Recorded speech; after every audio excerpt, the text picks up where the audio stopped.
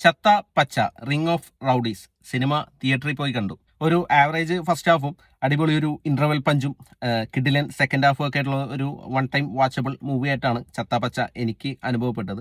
WWE ഒക്കെ follow ചെയ്യുന്നവരാണെങ്കിൽ cinema കുറച്ചും കൂടി റിലേറ്റ് ആവും സിനിമ കാണുമ്പോൾ. അദ്വൈത് നായരാണ് ഈ സിനിമ സംവിധാനം ചെയ്തിരിക്കുന്നത്. ആ ഒരു ആക്ഷനും കാര്യങ്ങളും ഒക്കെ നല്ല രസമായിട്ട് പുള്ളി പ്രസന്റ് ചെയ്തിട്ടുണ്ട്. ഫൈറ്റ് ഒക്കെ നല്ല അടിപൊളിയായിട്ട് എടുത്തു വെച്ചാൽ നല്ല രസമുണ്ട്. ഫൈറ്റും കാര്യങ്ങളൊക്കെ കാണാനായിട്ട് നല്ല എൻഗേജിംഗ് ആയിട്ട് അത് അവർ സെറ്റ് ചെയ്തിട്ടുണ്ട്. വാൾട്ടറും പിള്ളേരും പൊളിച്ചോന്ന് ചോദിച്ചു കഴിഞ്ഞാൽ പിള്ളേര് അടിപൊളിയായിരുന്നു. നല്ല ഒന്നൊന്നര പിള്ളേര്.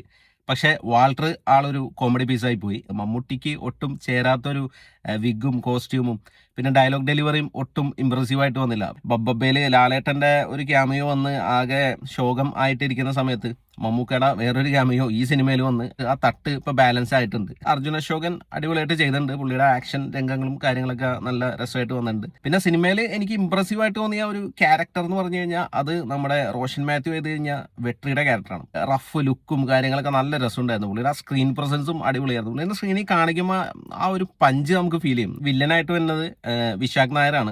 അടിപൊളി പെർഫോമൻസ് ആയിരുന്നു. പുള്ളിയുടെ ആ ഒരു സ്വാഗും ലുക്കും ഡ്രസ്സിങ്ങും കാര്യങ്ങളൊക്കെ നല്ല രസമായിട്ട് തന്നെ വന്നിട്ടുണ്ട്. മുജീബ് മജീദാണ് BGM ചെയ്തിരിക്കുന്നത്. പെട്ടയായിട്ട് ചെയ്തിട്ടുണ്ട്. നല്ല രസമുണ്ടായിരുന്നു. അപ്പോൾ ആകെ മൊത്തത്തിൽ പറയുകയാണെങ്കിൽ ചത്താപ്പച്ച ഒരു one time theatre watchable movie ആയിട്ടാണ് എനിക്ക് അനുഭവപ്പെട്ടത്.